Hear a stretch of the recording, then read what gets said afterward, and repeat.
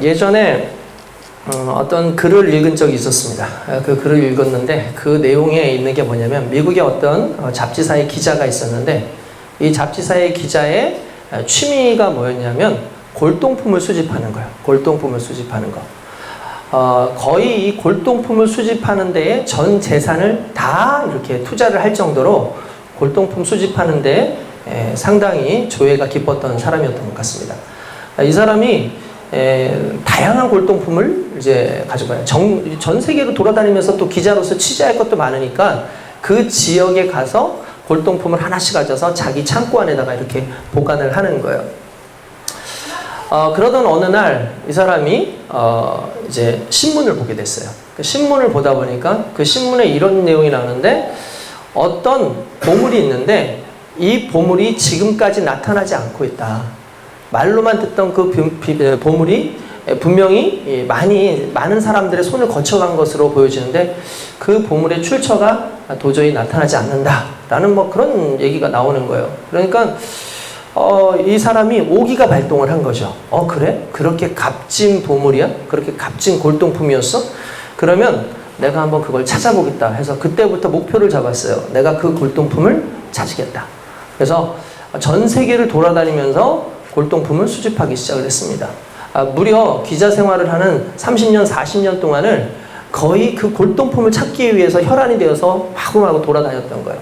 이렇게 저렇게 막 돌아다니는데도 결국 찾을 수가 없는 겁니다. 그래서 이건 더 이상 존재하지 않는 건가 보다.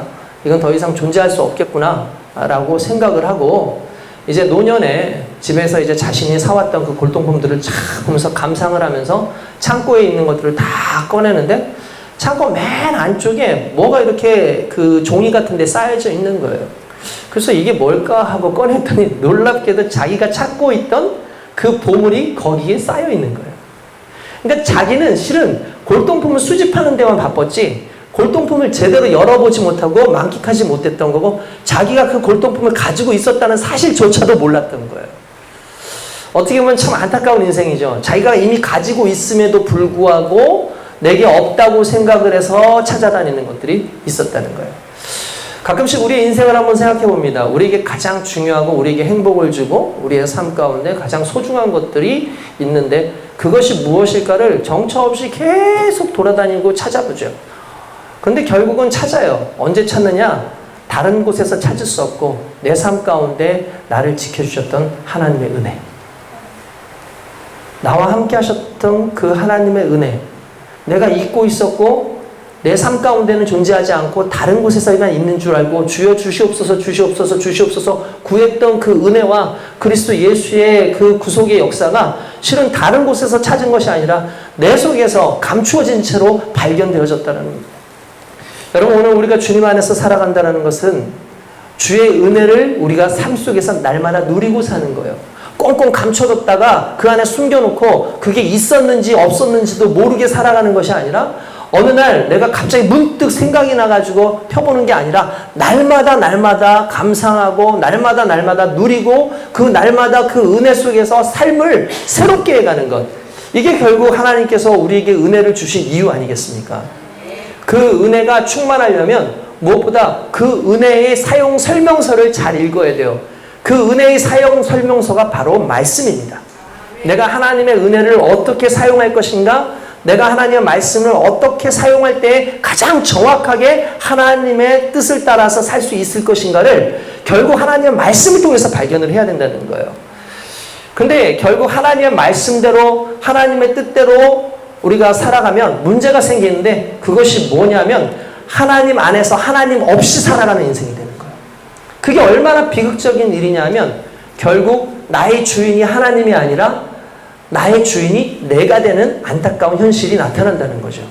오늘 성경에 등장하는 그 인물이 바로 그런 인물인데 우리가 잘 알고 있는 사울이라고 하는 임금이었습니다. 여러분 우리는 사울 임금을 너무나 잘 알아요. 왜냐하면 제가 자주 설교에 사용을 했었고 심지어 다윗 왕에 비교되는 한 왕이 있으니 그는 바로 사울이었다. 이렇게 설명을 많이 합니다.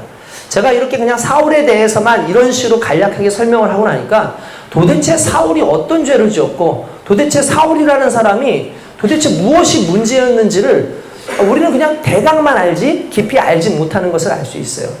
그 사건만 알지 그 사건 이면에 그의 마음은 어떠했고 그의 삶은 어떠했는가를 좀 살펴볼 필요가 있다라는 거죠. 그래서 그것을 우리의 삶에 좀 적용할 필요가 있다라는 걸 의미하는 겁니다. 우리가 잘 아는 대로 하나님께서는 아말렉이라고 하는 종족을 사울을 통해서 다 진멸하라 라고 얘기했습니다. 심지어 어떻게까지 진멸하라 그러냐면 어린아이에서부터 남녀노소 할 거 없이 다 진멸하고 우양의 새끼까지도 다 진멸하라. 왜냐하면 그들은 가증하기 때문이다. 왜 그들이 가증하고 그들이 왜 그렇게 하나님께 미움을 받았을까요? 이유가 있습니다. 그 이유가 뭐냐면 아말렉이 정말 너무 큰 실수를 하나 했어요. 그 민족이 정말 하지 말아야 될 짓 하나가 있었어요. 그게 뭐냐면 이스라엘 백성들이 애굽에서 탈출을 합니다. 애굽에서 탈출을 해가지고 어디로 가죠? 가나안 땅으로 가요. 근데 가나안 땅에 들어가기 전에 40년 동안 어디에 머물러 있습니까? 광야에 머물러 있습니다. 그런데 문제는 뭐냐면 이스라엘 백성들이 생각해 보십시오. 출애굽을 해가지고 여행을 떠납니다. 그 여행을 떠나는 것이 얼마나 힘들겠습니까? 피곤하죠. 지치죠. 너무 괴롭죠. 그리고 이 사람들은 싸움을 해본 적이 없는 사람들이잖아요. 노예로 살아왔고 정말 어렵게 살아왔기 때문에 싸움을 할 줄 몰랐어요. 근데 하나님의 은혜로 그를 하나님께서 빼내주셔가지고 가나안 땅으로 가게끔 하셨으니까 이 모든 사건 속에 하나님의 영광이 있었어요. 그런데 그때 아말렉이라고 하는 민족이 있었는데 그 아말렉이 특징이 있었습니다. 그들은 남들을 노략해서 먹고 사는 사람들이었어요. 남들을 노략해가지고 그들의 것을 갈취하는 거죠. 어떻게 보면은 강한 자를 섭렵하는 게 아니라 약하고 힘없고 정말 어떻게 보면 지쳐있는 자들을 공격해서 그들의 것을 가지고 부를 누리는 어떻게 보면 세상에서 건달 같은 그런 민족이 아말렉 족속이었어요. 이 아말렉 족이 이 이스라엘 사람들이 출애굽했다는 얘기를 듣고 그들에게 갑니다. 그리고 잘됐다. 우리 이번 기회에 저 이스라엘 백성 무리들이 무려 200만이나 되는 사람들이 이 광야로 온다는데 우리가 지금 그들은 전쟁도 치러본 적이 없는 사람들이고 그들은 심지어 지금 너무 지쳐있기 때문에 게다가 대다수가 노인들이고 어린아이들이니까 여자니까 우리가 가서 충분히 이길 수 있다라고 생각한 거죠. 그래서 그들을 가서 이스라엘 백성들에게 갑니다. 그러나 이스라엘 백성은 하나님의 백성이고 하나님께서는 미리 모든 사람들로 하여금 내 백성 이스라엘이 이제 애굽에서 탈출해서 가나안으로 가고 있으니 누구든지 다 길을 열어라. 누구든지 다 길을 열어라 라고 했는데 아말렉은 그 하나님의 명령을 대적해서 이스라엘 백성을 공격하기 시작했다는 거예요. 이스라엘 백성을 공격하고 나니까 하나님께서 분노하셨죠. 그래서 우리가 잘 아는 대로 하나님께서 여호수아를 세우게 하시고 그리고 모세를 높은 곳에 올라가게 하십니다. 이스라엘의 사람들이 전쟁을 치러본 적은 없지만 그러나 여호수아가 용맹스럽게 이스라엘 백성들의 군대를 모집해가지고 소집해서 아말렉과 대적해서 싸우게 하죠. 싸우게 하는데 재미있는 현상이 일어나는 거예요. 모세가 기도를 하기 위해서 이렇게 손을 들고 높이 기도를 하고 있으면 이스라엘 백성들이 승리를 하고 여러분 사람이라는 게 전쟁이 1, 2분 안에 끝나는 게 아니잖아요. 여러분들도 어렸을 때 자, 손 들어보세요. 자, 너 말 안 들었으니까 손 들고 서 있어. 그러면 손 들고 그거 진짜 오랫동안 못 있잖아요. 팔 아파가지고 내리고. 이스라엘 전쟁을 그냥 거의 하루 종일 해야 되는데 하루 종일이 아니라 그 이상도 할 수 있는데 손을 들고 있는 게 이게 한계가 있지 않습니까? 그러니까 힘이 들어가지고 손을 내리면 그때는 아말렉이 막 득세를 하는 거예요. 막 이기는 거예요. 이런 상황이 있으니까 옆에 있던 아론과 훌이라고 하는 사람이 옆에서 모세의 팔을 받쳐가지고 이렇게 들게 합니다. 그러니까 이제 모세가 손을 들고 있으니까 계속해서 전쟁에서 승리를 하고 결국 아말렉 민족이 도망을 가는 그런 상황이었죠.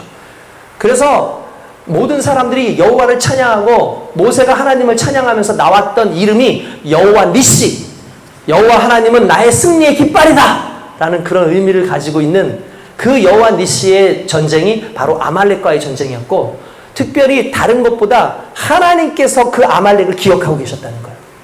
이스라엘 백성, 하나님의 백성을 그들을 도전하는 건 간단하면서 하나님을 도전하는 건 똑같은 거예요. 여러분, 세상 사람들이 우리가 싸우기를 원하고 우리를 반대하고 우리를 힘들게 하는데 그건 나 한 사람을 괴롭히는 것이 아니라 하나님의 사람인 나를 건드리는 것이고 하나님의 사랑받는 나를 건드리는 것입니다. 그러므로 여러분, 복수는 우리가 하지 않아요. 그런 것에 대해서 우리가 분노할 필요 없어요. 우리는 그들에 대해서 불쌍한 마음을 가지고 있으면 되는 것이고 그 모든 것에 대한 것은 하나님이 책임지실 줄로 믿습니다. 그렇게 해서 하나님께서 이스라엘 백성들을 결국 승리케 하시고 가나안 땅으로 이르게 했는데 그 아말렉을 기억하셨어요. 그래서 하나님께서 그 아말렉, 하나님의 말씀을 무시하고 이스라엘 백성들을 무시하고 결국은 하나님을 대적할, 또다시 언젠가는 이스라엘의 화근이 될 그 아말렉 자체를 완전히 진멸해버리라고 이야기를 합니다.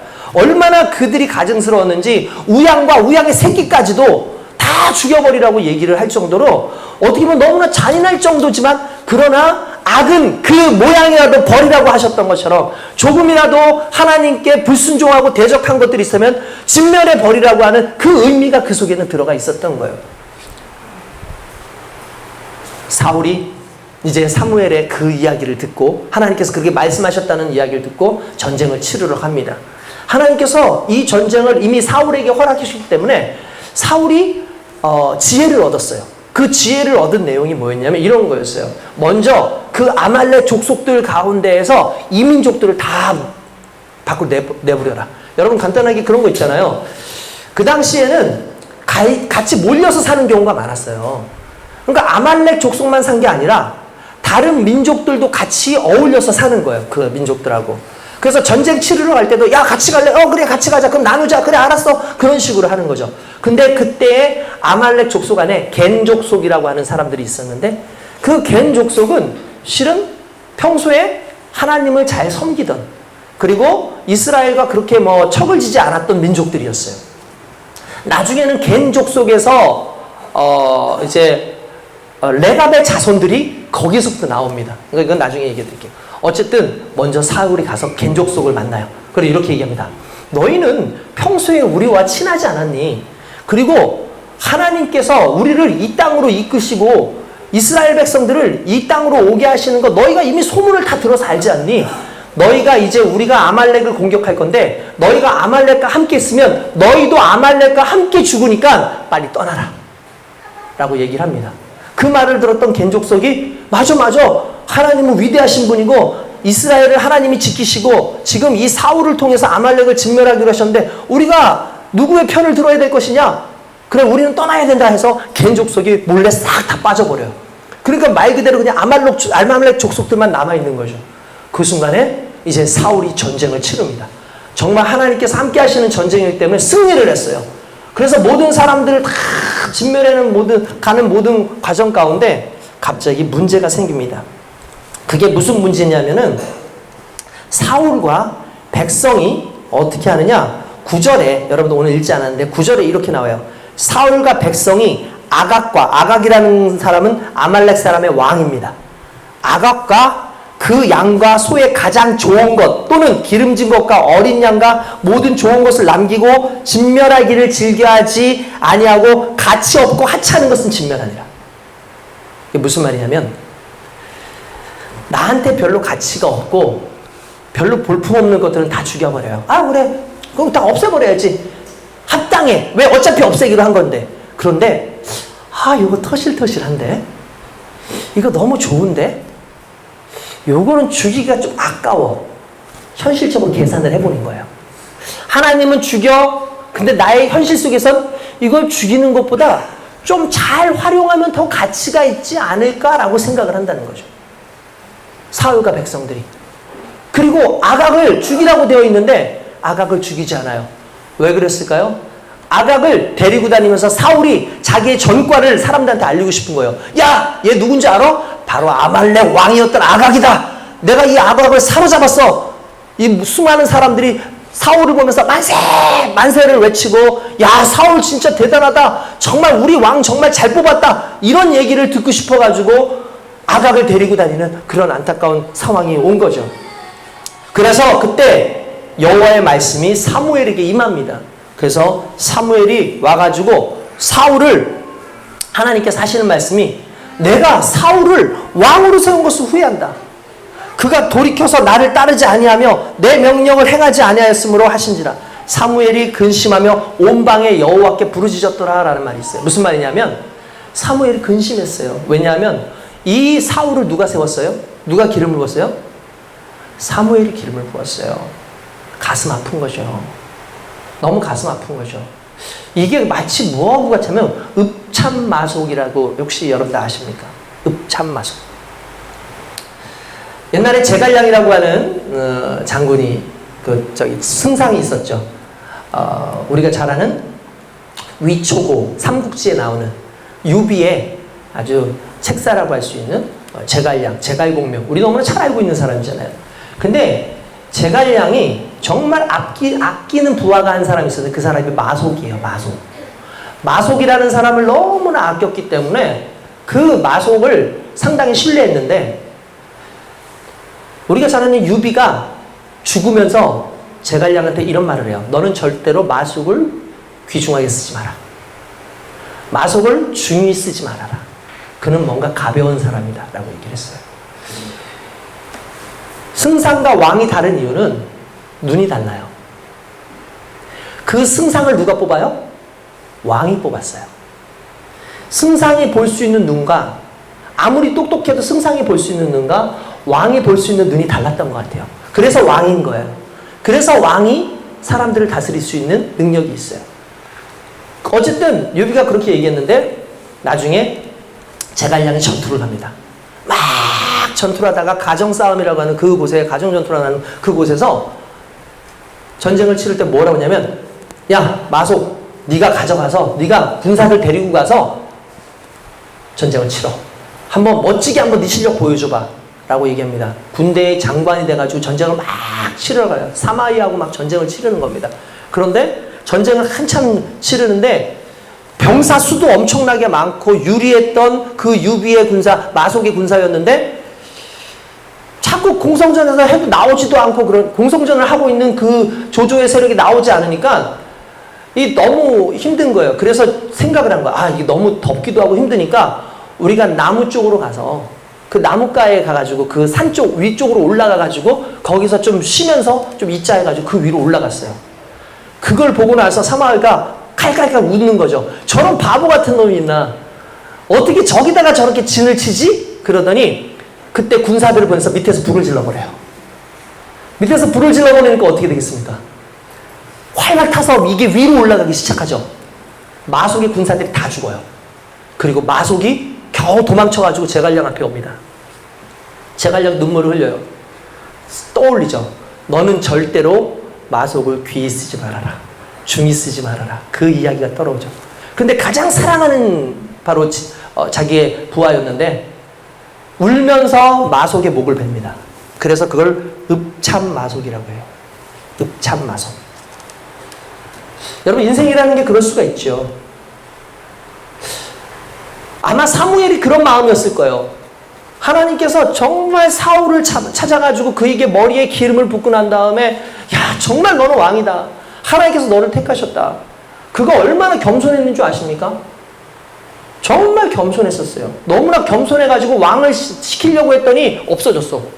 야, 얘 어디 갔냐? 어디 갔냐? 그러니까 저쪽 가서 숨어 있어. 여기 딱 뒤에서 숨어가지고 있는 거야. 찾았어. 왜 거기 있어? 그걸 데려오는 거죠. 기름을 부으려고 했더니 또 사라져 있어. 어딨어? 저쪽에 가. 가서 또 데리고 와. 그러면서 그럽니다. 저는 어린아이라서 저는 주의 그 하나님의 일을 감당하기가 쉽지 않습니다. 이스라엘 최초의 왕이 되는 건데 저는 그거 감당 못합니다 라고 말했던 사람이 사울이었어요. 그런데 그 사울이 하나님의 명령을 어겨요. 그가 얼마나 바뀌었느냐 하면 이렇게 바뀝니다. 사무엘이 사울을 만나려고 아침 일찍이 일어났더니 어떤 사람이 사무엘에게 말하 이르되 사울이 갈멜에 이르러 자기를 위하여 기념비를 세우고 발길을 돌려 길갈로 내려갔느니라 하니라. 무슨 말이냐면 지금 자기 전공을 알리는데 바쁜 거야. 야 봤냐? 내가 이렇게 공적이 있어. 나 이렇게 대단한 왕이야. 너희들 알겠어? 지금 하나님이 하지 말라고 하는 것 해놓고는 자기의 공적을 나타내고 있는 게 결국 그의 목적이었던 거예요. 여러분 이건 정말 안타까운 일이죠. 사무엘이 결국은 사무엘이 사울을 만났어요. 그리고 말을 합니다. 그 얘기를 근데 사울이 갑자기 딱 사무엘을 만나. 당신은 여호와께 복을 받으소서. 내가 여호와의 명령을 모두 다 행해야 된다고 웃으면서 사무엘 앞에 나오는 거예요.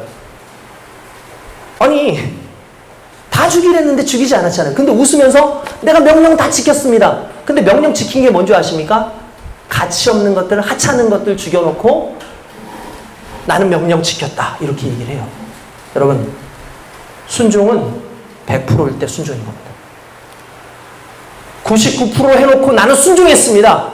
우리가 가끔씩 그럴 때 있어요. 우리가 죄 짓고 잘못 다 해놓고 난 다음에 우리한테 진노가 오고 문제가 생기면 그래도 하나님 나 이건 했잖아요. 그래도 하나님 나 요렇게는 살았잖아요. 그래도 하나님 나 이런 식으로는 살았잖아요 라고 얘기를 한다는 거예요. 여러분 이게 얼마나 가증스러운 건지 아시겠죠? 하나님은 우리에게 요구하는 것이 100%인데 50% 그래도 50%는 했잖아요. 60%는 했잖아요. 90%는 했잖아요. 나 그러니까 괜찮은 사람 아닙니까? 라고 얘기합니다. 그런데 하나님께서 명령하시는 것은 100%의 순종을 원하는 것이지 90%의 퍼센티지의 순종을 원하는 게 아니라는 거예요. 가라 그러면 가고 멈추라 그러면 멈출 수 있는 그 믿음의 모습이 결국 그에게 필요하다는 거죠. 사무엘이 가서 그럽니다. 그러면은 지금 이 귀에 들려오는 이 양의 소리는 뭐고 이 소의 소리는 뭡니까? 라고 얘기를 합니다. 그런데 갑자기 사울이 이렇게 얘기해요. 15절에 보니까 사울이 이르되 그것은 무리가 아말렉 사람에게서 끌어온 것인데 라고 나와요. 자, 여기서 중요한 단어입니다. 무리가 라고 해야죠. 이 안에 자기가 있어요, 없어요? 자기가 없어요. 이건 제가 한 게 아니고 백성들이 끌고 온 거예요 라고 얘기하는 거죠. 여러분, 지도자가 책임을 국민에게 전가를 하면 되겠습니까? 그러면 지도자 자격이 없는 거죠. 지도자는 백성을 이끌어 가게끔 만들어진 거 아닙니까? 그래서 세워진 거 아닙니까? 그런데 한다는 얘기가 백성들이 한 겁니다 라고 얘기를 하는 그 순간에 그는 더 이상 지도자가 아닌 거예요. 어떻게 보면 사울이 왕에서 내려와야 된 이유는 결국 그가 책임지지 않는 자이기 때문에 그런 겁니다. 하나님은 이 사람을 책임지는 자로 세웠는데 그는 책임질 생각이 없어요. 그리고 더 중요한 사실이 그 다음에 나와요. 뭐냐면 백성이 당신의 하나님 여호와께 제사하려 하여 라는 말입니다. 여기서 중요한 단어 당신의 하나님께. 누구의 하나님? 당신의 하나님. 왕의 하나님이 아니에요. 사울의 하나님이 아니에요. 단지 하나님은 당신 사무엘의 하나님입니다 라고 얘기하는 거죠. 여러분 이게 우리의 모습일 수 있어요. 여러분 세상을 바라보면서 하나님이 나의 하나님이라고 생각하지 않고 지금 내 주변에 있는 사람의 하나님으로만 인식하는 거 아닙니까? 목사님이 설교하고 있는데 목사님의 하나님이라고 생각해서 여러분들은 목사님의 설교를 무시하고 혹시 여러분들의 삶을 마음대로 살고 있지는 않습니까? 사울은 그런 식이었던 거예요. 자기가 죄를 짓고 어디까지나 당신의 하나님 아닙니까? 사무엘 당신의 하나님이 아닙니까? 라고 얘기를 한다는 거죠. 이게 두려운 거예요. 하나님은 나의 하나님일 때 순종이 가능해지는 겁니다. 언제 불순종이 일어나요? 나의 하나님이 아니라고 생각할 때 불순종이 일어나는 거예요. 나의 하나님이 아닌데 왜 말을 듣습니까? 듣지 않게 되어 있죠. 혹시 여러분들의 삶 가운데 목사님의 하나님 아닙니까? 사모님의 하나님 아닙니까? 권사님의 하나님은 아니에요? 여러분들의 하나님은 아니고? 그리고 더 재밌는 게 뭐냐면 생색냅니다. 그런데 그래도 이 백성이 당신의 하나님을 예배하기 위해서 이렇게 우양의 새끼까지 토실토실한 거 가져와서 예배 드리려고 합니다. 하나님 예배 기뻐하지 않습니까? 예배 좋아하지 않습니까? 라고 얘기를 하는 거죠. 그때 우리가 잘 아는 말씀이죠. 뭐죠? 순종이 제사보다 낫고 듣는 것이 수양의 기름보다 나으니라 라는 그 말씀. 이게 무슨 말입니까? 하나님이 원하시는 건 좋은 거 나한테 주는 게 아니라 내 말에 순종하는 거예요. 왜? 너는 내 백성이니까. 내 백성의 목적은 나를 영화롭게 하는 데 있는데 나를 영화롭게 하는 건 제사에 있는 게 아니에요. 무슨 말입니까? 오늘 여러분들이 이곳에 와서 예배를 드리는 걸로 하나님의 백성이라 할 수 없어요. 여러분들이 이곳에서 예배를 드리는 걸로 하나님의 백성입니다. 나는 그걸로 하나님의 백성의 일을 했습니다. 라고 말하면 안 된다는 거예요. 무슨 말이냐면 세상 속에서 하나님의 말씀을 들어야 돼요. 세상 속에서 하나님께서 명령하시는 것을 지켜야 돼요. 그게 하나님의 자녀들의 특징이고 하나님의 백성의 특징이지, 오늘 예배를 드리는 걸로 나는 하나님의 백성으로 만족합니다 라고 얘기하는 것 자체가 어불성설이라는 거예요. 심지어 성경에 뭐라고 합니까? 너희가 예배 드리기 전에 먼저 원수된 자하고 화해하고 하라. 왠지 아시죠? 하나님이 원하시는 건 예배가 아니라 화평이에요. 하나님이 원하시는 건 예배가 아니라 예배의 삶을 사는 그 사람의 삶의 모습이에요. 여러분, 그게 없었던 거죠. 어떻게 보면은 사울이 그게 없었던 거예요. 그러면서 우리가 다 이거 보십시오. 그 외의 것은 다 진멸했습니다 라고 얘기합니다. 여러분, 말씀을 내가 좋아하는 대로 해석하면 안 돼요. 하나님 말씀 두 가지가 있는데 그 말씀, 어떤 것은 지금 내게 하신 말씀이 아니고 이것은 내게 하신 말씀이에요. 그럼 두 가지 가운데 내게 하신 말씀이 우선이잖아요. 근데 하나님 좋아하시는 것 이거 아닙니까? 라고 내가 짚어가지고 하나님께 예배드리는 것이 아니라 반드시 하나님 말씀하시고 내게 원하시는 것을 따르는 게 순종인 거예요. 할렐루야. 그 인생 되길 원합니다. 사무엘이 사울을 야단쳐요. 왕은 가만히 좀 계십시오. 간밤에 여호와께서 내게 나타나셔서 뭐라 하셨는지 아십니까? 사무엘이 이르되 왕이 스스로 작게 여길 그때에 이스라엘 지파의 왕이 이스라엘의 지파의 머리가 되게 하지 않으셨습니까? 여호와께서 왕의 기름을 부어서 이스라엘을 왕을 삼으시지 않았습니까? 그리고 아말렉을 다 치라고 하지 않았습니까? 그런데 어찌하여 왕이 여호와의 목소리를 청종하지 아니하고 탈취하기에만 급급하여서 여호와께 악을 행하셨습니까? 이렇게 야단을 치는 거예요. 여러분, 여기서 중요한 사건 하나가 있습니다. 저는 여기서 중요한 거요. 사무엘이 이르되 왕이 스스로 작게 여길 그때에. 순종은 내가 작을 때 알 수 있어요. 여러분 보세요. 위에 사람과 아랫 사람이 함께 있을 때 누가 순종하게 되어 있습니까? 아랫 사람이 순종하게 되어 있습니다. 아랫 사람이 윗 사람한테 명령을 하면은 윗 사람이 순종할 수 있습니까? 순종하지 않습니다. 동등하게 있을 때는 부탁을 하는 거지 명령하지 않습니다. 그렇죠? 사울이 자기가 작다고 생각하고 자기가 낫다고 생각할 땐 순종했어요. 그래서 여러분 확실한 게 있습니다. 이 사람의 됨됨이를 알려면 복을 좁으면 알아요. 권력을 좁으면 알고 지위를 좁으면 알고요. 돈을 좁으면 알아요. 힘들 때는 하나님 부르죠. 하나님 섬기겠습니다. 하나님 이렇게 힘든데 제게 주기만 하십시오. 제가 하나님 앞에 이렇게 섬기겠습니다. 제게 주기만 하십시오. 11조요 당연히 드리죠. 헌신이요 당연히 하죠. 섬기는 걸 걱정하지 마세요. 하나님 저는 자신 있어요. 저 사람들 같지 않아요. 라고 얘기하죠. 근데 막상 지위를 좁으면 군림하려고 하고 돈을 주면 그 돈을 쓰기 바빠요.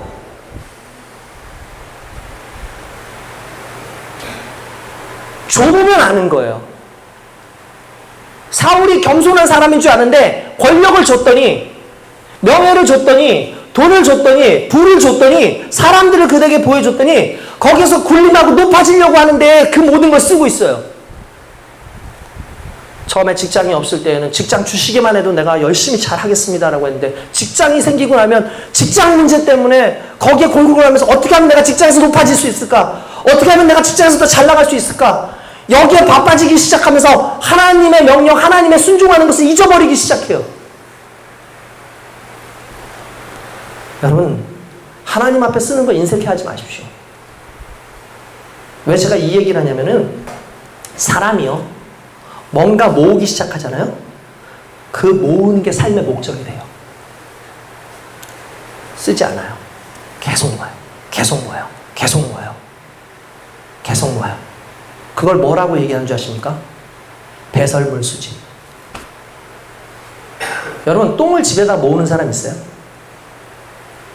퇴비로 줄 때는 모으죠. 퇴비로 줄 때는. 바울이 이렇게 얘기합니다. 내가 그리스도 예수를 알고 그 은혜를 알고 난 다음에 내게 가지고 있던 모든 것들을 배설물로 여겼다. 무슨 말입니까? 똥으로 여겼다는 거예요. 근데 우리는 그 똥 모으는 삶을 살아요. 그 똥 모으는 삶. 물질은 언제 값져지는 줄 아십니까? 사용할 때 값져지는 거예요. 물질은 언제 값져지는 줄 아십니까? 하나님의 영광을 위해서 사용하고 내 이웃을 위해서 사용하고 하나님이 기뻐하시는 것을 위해서 사용할 때에 물질이 물질로서의 가치가 생겨요. 어떤 물질일까요? 하나님 주신 복으로서의 가치가 생기는 거예요. 근데 줘보면 알아요. 줘보면. 그 사람의 됨됨이는 줘보면 알아요. 집사님 때는 안 그랬는데 집사 이상의 직분을 받고 나니까 사람이 변했어. 권찰 때는 안 그랬는데, 평신도 때는 안 그랬는데 권찰이 되고 집사가 되고 권사가 되고 장로가 되고 목사가 되니까 삶이 변했어. 그러면 그 사람은 그런 거예요. 두려워할 줄 알아야 돼요, 우리가. 여러분, 돈을 은혜로 생각하면 안 됩니다. 권력을 은혜로 생각하면 안 됩니다. 돈을 은혜로 알고 권력을 은혜로 알려면 그거 쓰기 바빠요. 그런데 은혜는 하나님을 사랑하는 거예요. 은혜는 하나님을 사랑하는 거예요. 아, 그렇지. 하나님을 사랑하는 거. 그게 은혜였지. 그러니까 은혜 받은 사람의 특징은 뭡니까? 많이 돈을 벌었기 때문에 아, 이거 하나님 은혜다. 그게 아니에요. 권력이 높아지기 때문에 하나님 은혜다. 이게 아니라 하나님을 사랑하는 것, 그분께 순종하는 수 있는 것, 그 마음을 유지할 수 있는 게 은혜인 거예요. 오늘 저와 여러분들이 그런 은혜 속에 살기를 원합니다. 결국 그걸 따르지 않잖아요. 탈취하기에만 급하여. 무슨 말입니까? 소유하기 위해서, 더 많이 갖기 위해서, 더 유명하기 위해서 탈취하는 그 사울의 모습이 이 안에서 지금 드러나고 있는 거잖아요. 여러분, 최근에 제가 무슨 유튜브에서 재밌는 걸 봤어요. 백종원 아시죠? 백종원 씨가 운영하는 그 기업 중에서 체인점 중에서 홍콩 반점 있어요. 혹시 보신 분들 있을 수도 있어요. 홍콩 반점. 홍콩 반점에 대한 계속 안 좋은 이야기들이 계속 나오는 거예요. 지점마다 다른 거야. 지점마다 달라. 여러분 아시는 프랜차이즈는 특징이 있잖아요. 거긴 다 한쪽에서 다 관리를 하기 때문에 하지만 정작 운영하는 사람들마다 좀 뭔가 좀 다른 것 같아요. 그래서 일부러 먹어봤어. 음식들을. 그냥 가서 먹으면은 사람들이 아니까 몰래 시켜먹는 거예요. 배달 음식을. 다 가져와 봐라. 이 지점. 그래서 평가를 해줘요. 어느 지점은 괜찮네. 여기는 맛이 괜찮네. 이 정도면은 아주 괜찮아. 이것도 눅눅하지 않고 상당히 괜찮은 것 같아. 라고 얘기해요. 근데 또 어떤 곳은, 이거 못 먹겠어. 이거 진짜 못 먹겠어. 라고 막 이렇게 얘기를 해요. 그러면서 스스로가 뭐냐면, 내가 이렇게 얘기하면 내가 자기를 디스하는 거죠. 그러니까 말 그대로 오히려 나를 사람들 앞에서 욕보이는 것 같은데, 그래도 고칠 건 고쳐야 되지 않겠어라고 얘기를 하는 거예요. 그 다음에 댓글들이 막 뭐라고 올라냐면은, 야, 참 용감하다. 그래도 이거 공개하는 거 참 쉽지 않은데, 그래도 이거 매출에 영향도 있을 수 있는데, 오히려 나중에 어떤 사건이 있었지만 그렇게 올린 것 이후에 사람들이 오히려 홍콩 반점에 대해서 달리 생각하고 백종원을 좀 달리 생각하는 그런 상황이 있었다는 거예요. 근데 어쨌든 제가 그걸 얘기하려는 게 아니라, 그 사람을 얘기하려는 게 아니라 뭘 얘기하려면, 그 사람이 하는 얘기가 갑자기 제 뒤에 들어온 게 있었어요. 뭐냐면, 잘 안 되는 집에 특징이 있어요. 뭐냐면 레시피대로 안 해요. 왜 레시피대로 안 하지? 분명히 우리가 그 부장을 불러놓고, 야, 거기 레시피대로 레시피 갖다 줬어? 그 레시피대로 하라고 해줬어? 그럼요.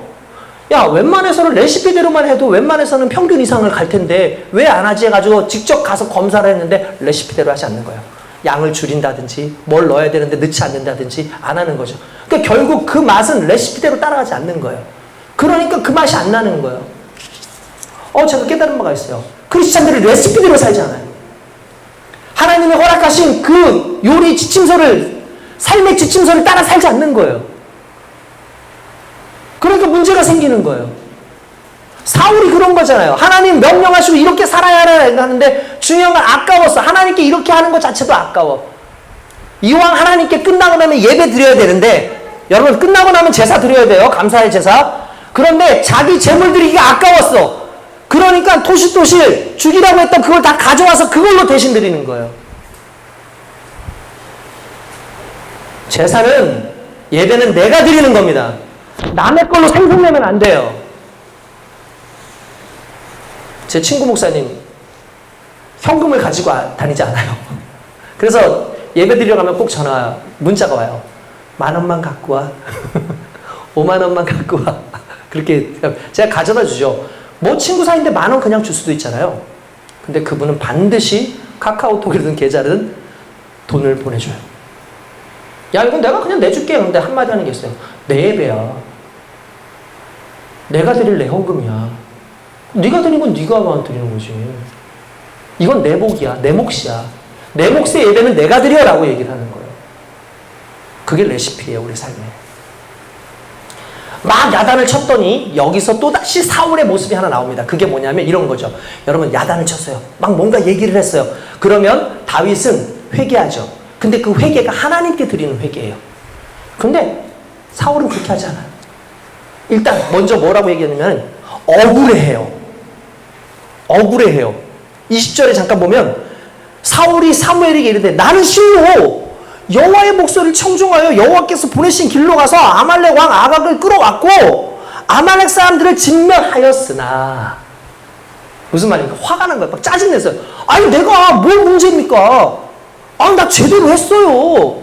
억울해해. 여러분들 그런 애들 있죠. 막 야단치면 막 억울해하는 아들들. 억울해하는 딸들 있잖아요. 너 이거 뭐죠?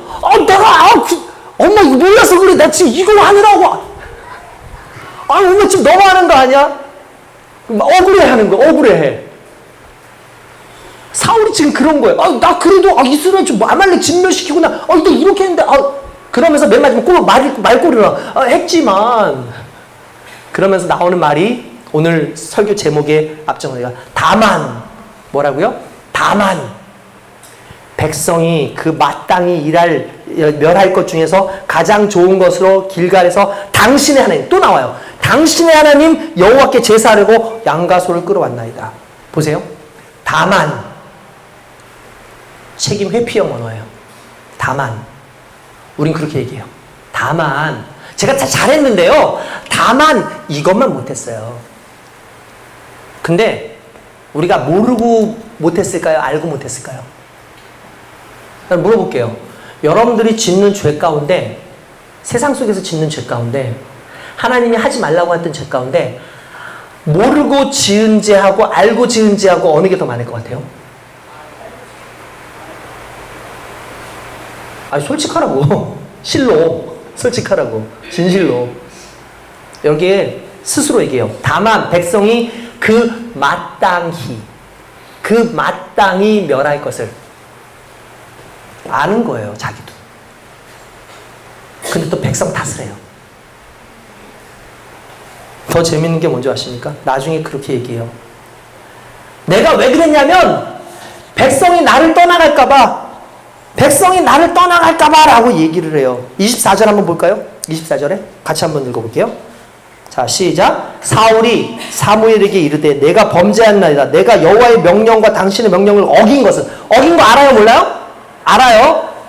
내가 백성을 두려워하여 그들의 말을 청종하였음이니이다. 답이 나왔네요. 무엇을 두려워했어요? 백성을 두려워했어요. 무슨 말이냐면 하나님을 두려워하지 않아요. 나를 지금 존재케 하는 것은 하나님이 아니라 내 주변에 나를 둘러싸고 있는, 내가 부리고 있는 이 백성이 나의 힘이다라고 생각하는 거죠. 그러니까 누구 눈치를 보는 거예요? 백성 눈치를 보는 거예요. 달리 말하면 내 주변 눈치를 보는 거예요. 눈치 보는 신앙생활 하고 있지 않습니까? 정말 신앙생활 열심히 하려고 그러는데 주변에서 야, 너 뭘 그렇게까지 하냐? 그렇지. 눈치 보고 있지 않습니까? 너 교회 왜 다니냐? 야, 교회에서 다니면 뭐 그런 게 생기냐, 뭐가냐? 그렇기는 하죠. 왜 눈치를 봅니까? 결국 눈치 보는 신앙생활이 점점 하나님보다 내가 눈치 보는 그것에 더 매게 해요. 자식들이 어렸을 때는 부모 말을 잘 듣습니다. 그러니까 나이가 들면 남자친구 눈치, 여자친구 눈치를 보기 시작해요. 그때부터 누구 말을 잘 듣느냐? 남자친구, 여자친구 말을 잘 듣게 돼 있어요.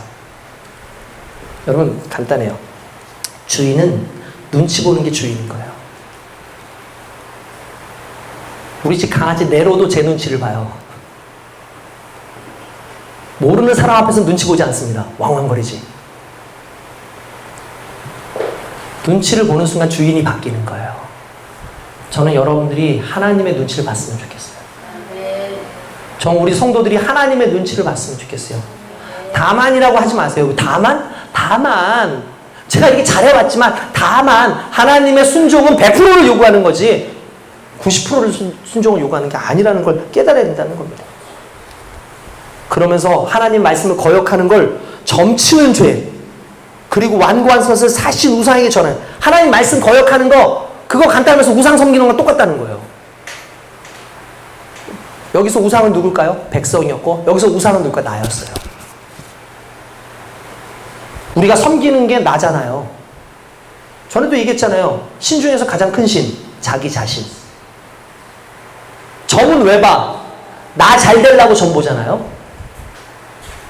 눈치 왜 봐? 나 잘 되려고 눈치 보잖아요. 그러니까 간단해서 최종적 목적은 누구예요? 나예요. 교회 왜 다녀요? 나 잘 되려고요. 결국 교회보다 하나님보다 큰 게 나야. 우리는 하나님을 영화롭게, 우리는 하나님의 백성으로서 하나님의 백성답게 살기 위해서 교회를 나오는 것이 아니라 나 잘 되려고 교회를 나온다는 거죠. 주객이 전도된 거예요. 놀라운 건 하나님께 영광을 돌리면 하나님이 우리의 인생을 책임져 주십니다. 사울이 여태까지 그러는데 그걸 버린 거죠. 눈치 보는 신앙생활. 그래서 사무엘이 나 안 돼. 더 이상 너 안 돼. 너 이제 버릴 거야. 하나님께서 그렇게 말씀하셔서니까 회개해요. 근데 그의 회개가 재밌는 게 뭐지 아십니까? 사무엘에게 이렇게 합니다. 나를 용서하시고. 누구한테? 사무엘에게 나를 용서해 주셔서 나 대신에 가서 제사 좀 드려주세요 라고 얘기해요. 이게 무슨 말인지 알겠어요? 하나님께 내가 용서를 빌어야죠. 하나님께 내가 잘못했습니다라고 하나님과 1대1로 만나야죠. 근데 사울은 자기가 죄를 지어놓고 사무엘에게, 사무엘, 하나님이 말씀하셨는데 그 말씀을 증거한 사무엘한테 저 좀 용서해 주시고요. 하나님께 좀 잘 좀 얘기해 주세요 라고 얘기하고 있는 거예요. 이게 사울의 방식이었어요. 끝까지 하나님을 찾지 않아요. 끝까지 하나님을 찾잖아요. 그래서 나라에 하나님께 경배드리게 해주세요.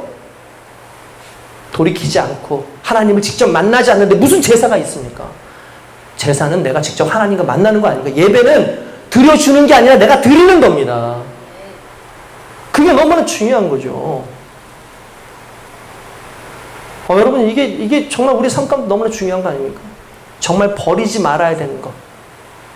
하나님을 향한 믿음, 하나님을 향한 신뢰, 하나님의 말씀. 그건 절대로 까먹으면 안 돼요. 그건 절대로 버리면 안 돼요. 내어주면 안 됩니다. 결국 그렇게 얘기해서 됐다. 하나님께서는 이스라엘의 지존자는 변개치 않아. 그 말을 다시 바꾸지 않아. 그렇습니까? 그럼 내가 직접 하나님께 제사를 드리겠으면서 베옷을 입고 자기를 죄를 뒤집어 쓰고 기도했어야죠. 하나님 앞에 나아갔어야죠. 다윗은 그렇게 했잖아요. 당신 하나님께서 버리십니다 하니까 그렇습니까? 하나님 앞에 기도하잖아요. 근데 사울은 이렇게 얘기합니다. 30절 같이 읽읍시다. 30절 같이 시작. 사울이 이르되 내가 범죄하였을지라도 이제 청하옵나니. 다시 한번. 내가 범죄하였을지라도 이제 청하옵나니 내 백성의 장로들 앞과 이스라엘 앞에서 나를 어떻게 하사? 높이사 나와 함께 돌아가서 내가 당신의 누구의? 당신의 하나님 여호와께 경배하게 하소서. 여전히 내 하나님이 아닌 거예요. 당신의 하나님 앞에 경배하게 해주십시오. 그래서 사람들 앞에서 나를 좀 높여주시고요. 근데 전제 조건이 뭐예요? 내가 범죄하였을지라도. 여러분 범죄하고 나면은 나타나는 현상이 뭔지 아십니까? 하나님과의 관계가 끊어지는 거예요. 죄는 하나님과의 관계를 끊어놓는 것이요. 하나님의 관계가 끊어졌다 할지라도 좀 나를 높여주셔서 내가 사람들 앞에서는 좀 잘 나가게 좀 해주세요라고 말하고 있는 이 사울의 이 심리 안에 이미 그는 신앙인이 아니라는 거예요. 그게 오늘 저와 여러분들일 수 있다는 거죠. 절대로 내어주지 말아야 될 것. 하나님과의 관계. 여러분, 제가 며칠 전에 야구 소식을 하나 들었는데, 저희 팀이 아니기 때문에 이름을 거명하지는 않겠지만 30대 6으로 이겼어요. 30대 6. 와, 여러분 생각해보세요. 30대 6이에요. 야구 역사상 가장 많이 난 점수예요. 그리고 점수 차이예요. 30대 6. 핸드볼도 아니고. 있을 수가 없어요. 옛날에 25대 몇인가? 아무튼 그게 최고였던 거. 27대 몇인가? 아무튼 그게 최고였고 30대 몇은 장난이 아닌 거죠. 근데 지고 있는 팀이요. 재밌는 게 있어요. 지고 있잖아요. 지고 있다 보니까 투수를 계속 바꿀 거 아니에요. 왜냐면 30대면은 1회당 3점은 계속 냈다는 거예요. 적어도. 3점 이상은 냈다는 거예요. 제가 생각해보니까 6번은 3, 3번은 4 이렇게 내야지 30점이에요. 그러니까 매회 하는 거예요. 그러면은 투수들이 계속 맞아 터지니까 계속 투수를 바꾸겠죠. 투수는 한계가 있어요. 그러니까 투수가 다 떨어지니까 어떻게 하는 줄 아십니까? 내야수를 투수시켜요. 외야수를 투수시키고 번갈아 가면서 하게 하는 거예요. 상대편도 타자가 계속 잘 치니까 야 2군도 불러와. 그래서 2군들 데려와 가자는데 심지어 투수도 안타를 때리고 있어. 아 재밌다. 그런데 여러분 참 재밌는 사건 하나가 있어요. 여러분들은 아마 이게 아마 못 느꼈을 거예요. 투수가 떨어졌잖아요. 야수 내보잖아요. 그럼 투수가 진짜 없었을까요? 있어요. 내일 쓸 선발. 근데 얘를 내지 않아. 얘를 절대로 내지 않아. 오늘의 패배는 이걸로 끝내야 돼. 내일의 승리를 위해서 내일 선발 투수를 미리 기용하잖아요. 여러분 유명한 말이 있어요. 아무리 배고파서 4일을 굶어도 종자씨는 먹는 거 아니에요. 아무리 배가 고파서 4일을 굶어도 종자씨는 먹는 거 아니에요. 왜냐하면 종자씨를 먹는 순간 농사를 못 지어. 여러분들이 아무리 배고파도, 여러분들이 아무리 인생 가운데 곤고해도 여러분들 인생의 종자씨인 믿음을 내버리면 안 되는 것이고, 말씀을 내버리면 안 되는 것이고, 여러분들 인생의 주인의 하나님을 내버리면 안 돼요.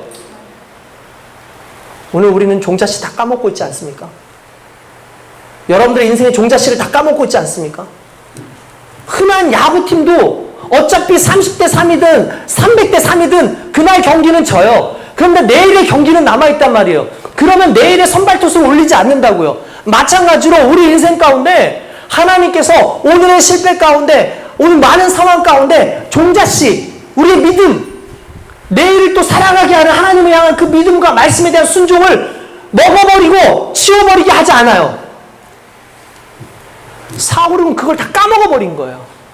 그 은혜를 다 까먹어버린 거예요. 내가 오늘 힘들어도 내일 달려갈 수 있는 그 힘 은혜잖아요. 아무것도 아닌 나를 왕으로 세워주셨던 그 하나님의 은혜. 오늘 그 은혜가 저와 여러분들에게 있기를 원합니다. 아멘.